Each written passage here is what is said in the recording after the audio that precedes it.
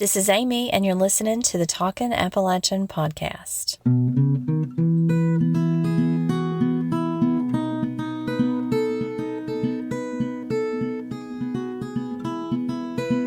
Hello, friends.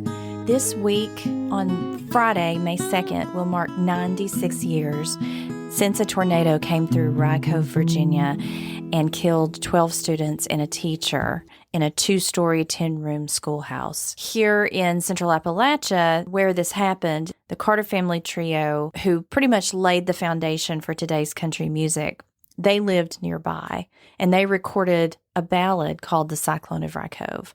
So I'm writing a book about the ballad and the event, and I wanted to share a little bit of what I've written about it with you. If you're local, WCYB Channel 5 and Kristen Kwan came to Big Stone Gap and interviewed me about this, and they've been running a series all this week about the Cyclone of Rye Cove. My grandfather kept the Victrola in his wood shop, where it stood for years, covered in sawdust that snowed from his work table. I'm not sure why he kept it there, except that his house was small and already crowded with old things, meaningful things.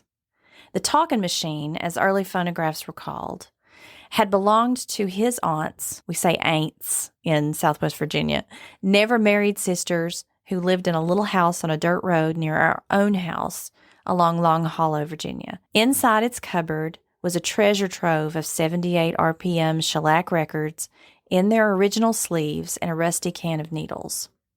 The records speak to the range of music they loved, from Jimmie Rodgers to Doc Watson, and the deep scratches in some of them signal which ones they played most often. When the grandkids were around, on snow days, mostly, when school was out and Poppy couldn't work outside, he would come over to the house, he would insert the crank and wind the spring motor, which made the turntable spin. Then he'd lift the heavy tone arm and carefully position the needle on the record. The lonesome sounds of guitars and mandolins blended with the high crooning voices wafting from the speaker box had the power to send us back in time to the sisters' 1920s dark, cozy house with its low ceilings and a fire casting shadows on the walls. The talking machine sat in his wood shop until my husband and I bought our first house, a 1936 Federal with original woodwork and tall ceilings that felt hollow with the little furniture we owned. He decided it would look better there, where previous Victrola might have stood not far from the telephone cupboard built into the stairwell. And as the years passed, the Victrola was like an elder in our home, overseeing the growth of our family. We opened the lid to let our children peek inside, and we taught them how it functioned, just like Poppy had taught me. My kids, now teenagers, have since learned how to play some of these songs, some of these same songs that are tucked into the Victrola's cupboard. And if you got to see the episode that aired yesterday on Channel 5 News, my son Landon played the Cyclone of Rye Cove. Several years after Poppy's passing, I called an expert, Corbin Hazlett, a former student of mine and an acoustic artist who had recorded on the Orthophonic Joy album project. This was a collection recreating songs from the 1927 Bristol sessions, where the Carter family's career began. Hazlett was a graduate student at the time at ETSU's Bluegrass Music program, and he demonstrated how to clean and index the records as he told stories about the artists and the songs. We found that the sisters had particularly enjoyed the Carter family's music, collecting many of their records such as Wildwood Flower and Keep on the Sunny Side, but there were 2 copies of one particular record which seemed odd, 2 copies of a song A.P. Carter had written after one of the most tragic days in Virginia's history, the Cyclone of Rye Cove. But now it's so silent and lone. When the cyclone appeared, it darkened the air, yet the lightning flashed over the sky. And the children all cried, don't take us away, and spare us to go back home. By May of 1929, A.P. Carter and his wife Sarah and her cousin Maybelle were well into their recording careers. Their popularity had grown nationwide in a robust pre-Depression economy that gave folks the cash to splurge on records. In the years since 1927, when they first piled into AP's car and traveled over pocked and rutty roads to audition for Ralph Peer of the Victor Talking Machine Company in the now legendary Bristol sessions, the Carter family's records had sold in the hundreds of thousands. But the industry was hungry for more songs. Though their recording contract and income gave them the means to relocate, the Carters had decided to stay in their home community of Hiltons, Virginia, where ballads and Appalachian Mountain tunes were plentiful. According to the book Will You Miss Me When I'm Gone? The Carter Family and Their Legacy in American Music, AP traveled around the region collecting songs and bringing them back to the studio, where the trio carved each song down to the required 3 minutes for recording. Mother Maybelle, who was mother to the legendary June Carter Cash, played her famous scratch on her guitar, her signature flat-picking style that's credited for being the foundation of bluegrass music. She and Sarah, playing the auto harp, sang with AP, in his words, basing it in from time to time. Demand was such that they sometimes recorded a staggering 20 songs in one session. By March of 1929, 2 months before the tragedy that would inspire AP's ballad, the Carters had recorded a dozen more. If you're interested in hearing more about the Rye Cove Cyclone and you'd like to hear a handwritten letter written by one of the survivors in 1970, head on over to Talkin' Appalachian on Patreon and subscribe. And if you subscribe now, you'll get 50% off the Country Roads and Mountain People tiers. Make a good Mother's Day gift or Father's Day gift. Talkin' Appalachian on Patreon for bonus content and early access. Mountain children grow up hearing that tornadoes are rare because they can't traverse the hills as well as they can the plains. But on May 2nd, 1929, a clutch of funnel clouds descended like needles on records, cutting grooves along the mountain chain and into the Gulf Coast. Over 100 people were injured or killed in Tennessee, West Virginia, Ohio, Pennsylvania, Florida, and Rye Cove, Virginia, just 30 miles away from the Carters' home in Hiltons. As the lunch hour drew to a close and a light rain fell, children were still playing outside around the Rye Cove School, which included 155 students and 8 teachers in a rural Scott County, Virginia community. In 1970, a student in ETSU's Master of Arts program named Frances Fry Reed conducted interviews with survivors and collected eyewitness accounts, as told to the local newspaper reporters in the days following the storm. Observers and survivors described an ominous dark cloud that appeared over the mountain, blowing toward the school by winds that bent trees. The howling funnel cloud tore over the mountain, grinding its way across a pasture towards the school. School children recalled running to seek safety in the building, but the force of the wind peeled away the school's roof and pulled at the structure. When the frame of the school collapsed, it tipped the wood stove into the rubble, causing the tinder to erupt in flames. I was inside. There were several of us there. Willie Dishner, who was in 4th grade at the time, told Reed. And I looked and seen the walls coming down on top of us. That was the last I remember. When I crawled out, I came out from under the floor. In minutes, the storm left 54 injured and 12 children and the school teacher dead, ranging in age from 6 to 24. News accounts describe scenes of a valley torn apart. 3 homes and a flour mill were also destroyed, and several buildings damaged. Roofs were torn from barns and trees were uprooted. Cars parked in front of the school were tossed over 50 yards. Principal A.P. Noblin told the Bristol Herald-Courier the day after the storm that he was inside the school when he saw the cyclone coming. As it neared the school building, it became a black cloud, appearing as though a tremendous amount of dust had been gathered, Noblin said. I think I yelled. It struck the building. The next thing I remember, I was standing knee-deep in a pond 75 feet from where the building stood before it was demolished. Noblin suffered cuts and bruises, according to the account in Reed's manuscript. Parents of school children described the helplessness of watching the storm approach. I was coming in with my truck and I saw the tornado dip down in the valley, Jim Morrison told the Johnson City Staff News in a story published the following day. I saw it approach the school. I had 3 children in that school, and my heart stood still as the tornado hit the school and tore the roof off, and the building collapsed. I hurried down to the school. After frantically searching under the boards, I found my son, Kyle, 9 years old. I dragged him out. He has a fractured arm and leg. A.P. Carter's experience echoed those of others in the community.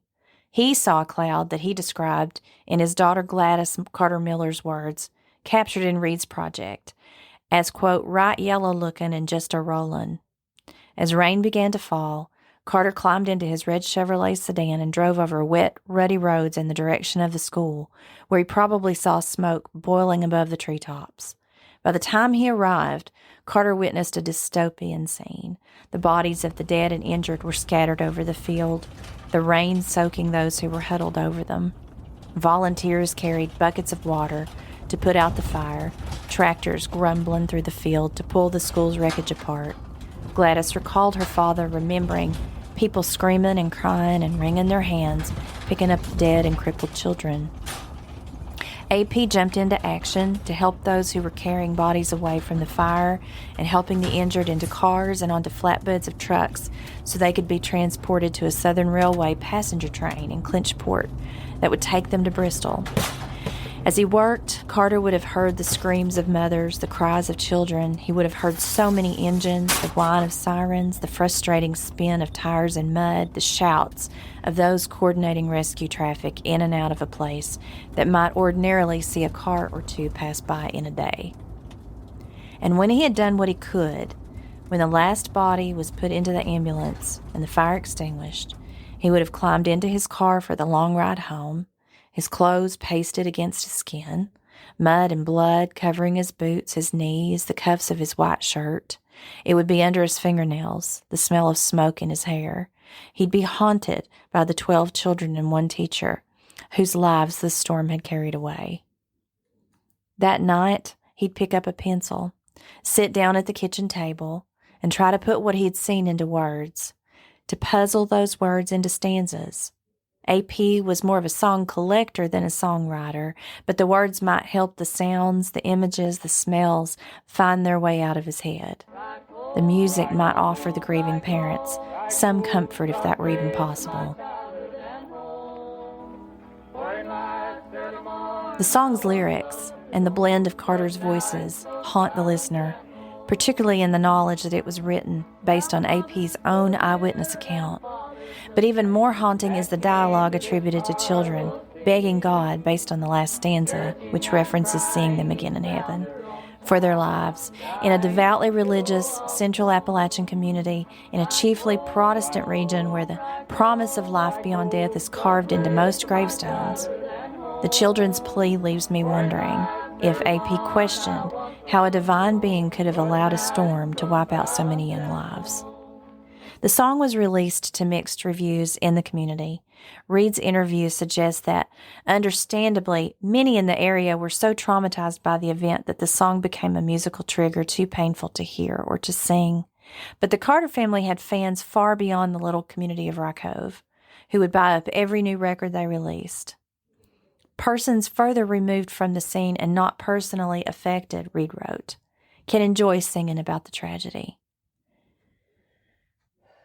The Cyclone of Rye Cove continued to circulate several decades and was even recorded by other artists. Part of Reed's research was dedicated to determining if the song had been immortalized throughout the region. She collected 8 different variants of the song in Virginia, Tennessee, and North Carolina, and she analyzed the lyrics of each to make the case that the Carter family's version can be considered a ballad that passed into the oral tradition. At the nearby Natural Tunnel State Park, visitors can go on a hayride through the cove, listening to park interpreters talk about the area's ecosystem and history. Occasionally, they'll stop at the field to talk about the cyclone and its tragic end.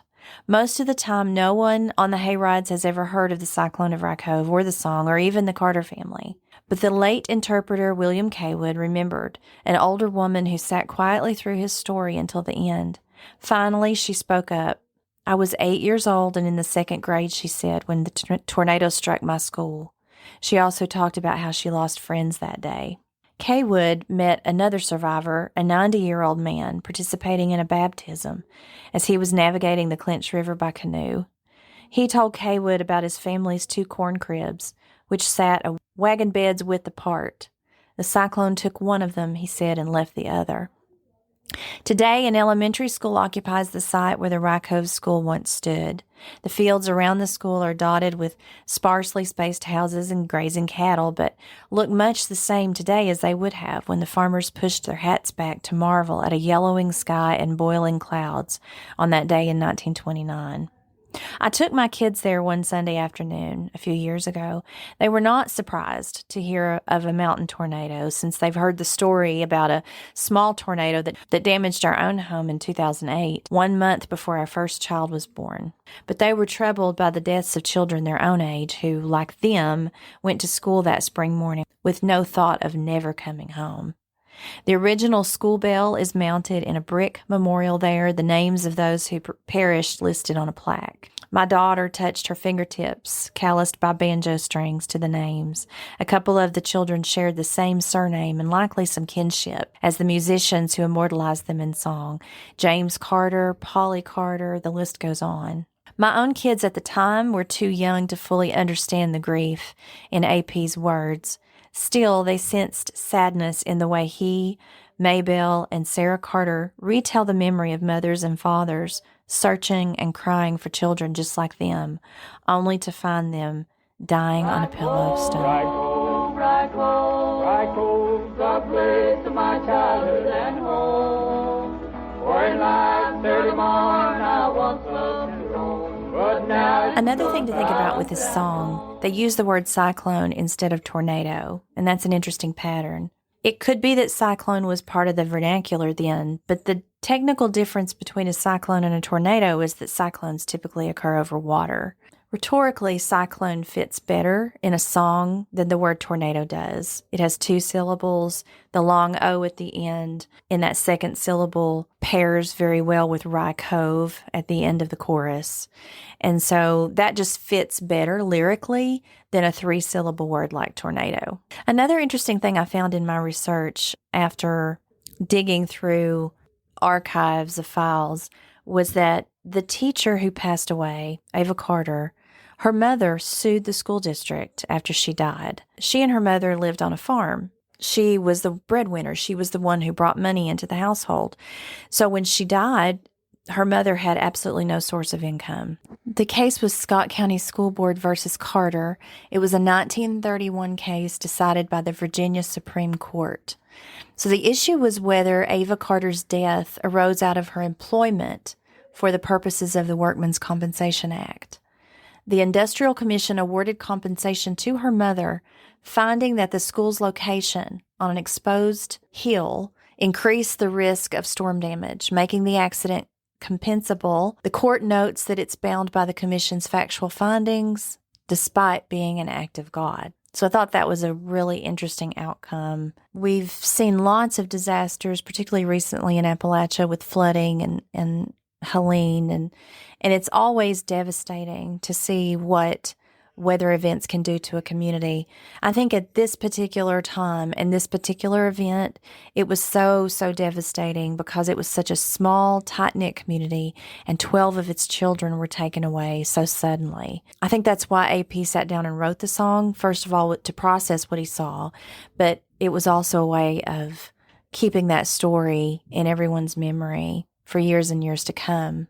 It's also interesting that it was that younger generations, too young to even know that this happened, are playing the Carter family's music and even playing this song today. Since they came here from England and Scotland and Ireland, ballads have functioned to tell stories, functioned to give us hope, but to give meaning to tragedies that seem meaningless. And in this particular case, this is a song that will forever tell the story of Rye Cove and remember those who were lost. Rye Cove, the place of my childhood and